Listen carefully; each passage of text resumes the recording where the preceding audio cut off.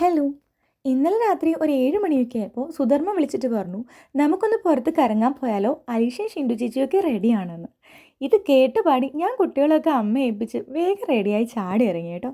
പോകുന്ന വഴിക്ക് പെട്രോൾ പമ്പിൽ കയറി കുറച്ച് പെട്രോൾ അടിച്ചിട്ടുണ്ട്. ഒരുപാട് ദൂരേക്കൊന്നും പോകുന്നില്ല, എന്നാലും ഒരു സേഫ്റ്റിക്ക്. സത്യത്തിൽ എങ്ങോട്ടാ പോകേണ്ടതെന്നൊന്നും ഞങ്ങൾ തീരുമാനിച്ചിട്ടില്ല. എന്നാലും ഫ്ലെമിംഗോ റോഡ് വഴി ഞങ്ങൾ നേരെ വിട്ടു. ഇവരെല്ലാവരും എൻ്റെ നെയ്ബേഴ്സാണ് കേട്ടോ. കല്യാണം കഴിഞ്ഞ് വന്ന കാലം മുതലേ ഇവരെല്ലാവരും എൻ്റെ കമ്പനിക്കാരാണ്. എന്ത് അലമ്പ് പരിപാടിക്കും ഇവരെൻ്റെ കൂടെ ഉണ്ടാവും.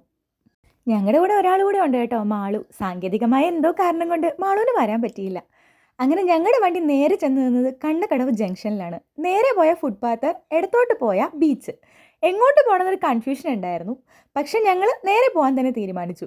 പോകുന്ന വഴിക്ക് ഒരു കപ്പ ബിരിയാണി കൂടി വാങ്ങി കയ്യിൽ കരുതിയിട്ടുണ്ടായിരുന്നു. നല്ല അടിപൊളി ഒരു പാട്ടും കേട്ട് ഡ്രൈവ് ചെയ്യാന്ന് പറയുന്നത് ഒരു പ്രത്യേക വൈബ് തന്നെയാണ് കേട്ടോ. അങ്ങനെ നേരെ ചെന്നെത്തിയത് ചെല്ലാനത്തേക്കാണ്. അവിടെ കടൽ ഭിത്തിയോട് ചേർന്നിട്ട് ഒരു ഫുട്പാത്ത് ഉണ്ട്. നല്ല ഭംഗിയാണ് കേട്ടോ രാത്രി സമയത്ത് അവിടെ കാണാൻ. രാത്രി മാത്രമല്ല, പകലും അവിടെ സൂപ്പറാണ്. കുറച്ചു നേരം വർത്താനമൊക്കെ പറഞ്ഞ് ആ ഫുട്പാത്തിൽ കൂടെ അങ്ങോട്ടും ഇങ്ങോട്ടും ഞങ്ങൾ 4 പേരും കൂടെ നടന്നു.